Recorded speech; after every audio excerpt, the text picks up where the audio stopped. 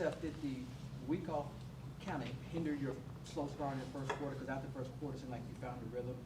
But what contributed to your slow start to start the game? Yeah, I mean, I don't know. I'd just say we missed a lot of opportunities and definitely started out really slow. I think I was like 1 for 10 at one point. Had a couple shots that, I need to give my receivers a chance more in the first quarter. And, we kind of got things rolling a little bit and then, fell off again. Just too many inconsistencies, ebbs and flows. And so definitely need to start faster and complete more balls in the first quarter. Seth, how tough is this one to swallow, just given start out not so well, get into a rhythm, and then you guys lost 21 straight. You guys don't have an answer offensively, just given the magnitude of this game.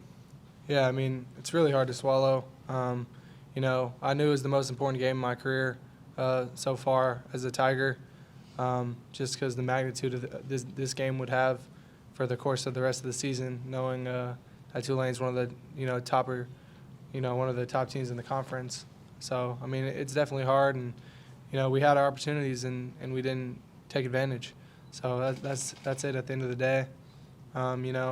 We're driving down to take the lead potentially or kick a field goal to tie the game, and then we had that other interception, and then that led to them having a short field. They score a touchdown. It's a 10-point game. We get the ball back, bam, bam, bam. So, that was definitely a big momentum changer, I feel like, because I feel like the offense was, kind of rolling at a certain point in the game and then slowed down. So just everyone made too many mistakes. I did for sure. Offensive line, we had a couple errors. Receiver room had a couple errors.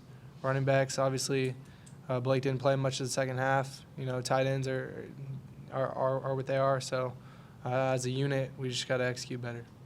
How much did the ineffectiveness of the run game, especially early, kind of catch up with you later on?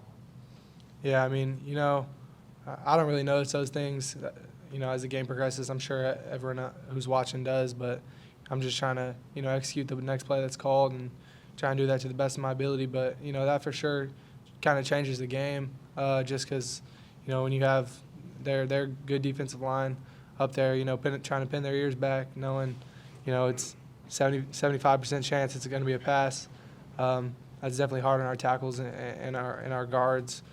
But, we did some good things, we did some bad things, but we made too many mistakes to win the game. So that's the bottom line. Chandler, what broke down for you guys defensively in the second half? I would say it's just execution at the end of the day. I feel like we all knew our assignments, and it's just maybe this guy didn't do his job here, this guy didn't do his job here. But I say execution at the end of the day. But this never, I wouldn't say break down because we always try to stay together. But it's just this piece maybe we just got to continue to work on just being a complete unit, I would say. Coach talked about the third down, it's not getting up the field, especially in the second half.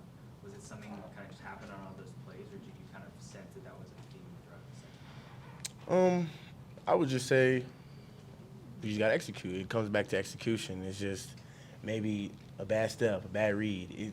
It's little things. It's a sack or it's a completion down the field, and it's just the smallest detail. So it goes back to execution. We were pinpointed all week, and we just didn't execute how we needed to at the end of the day. Seth, do you feel like you guys have to run the table the rest of the way to get to the conference championship game? Yeah. That's the plan. We're going to beat y'all in December.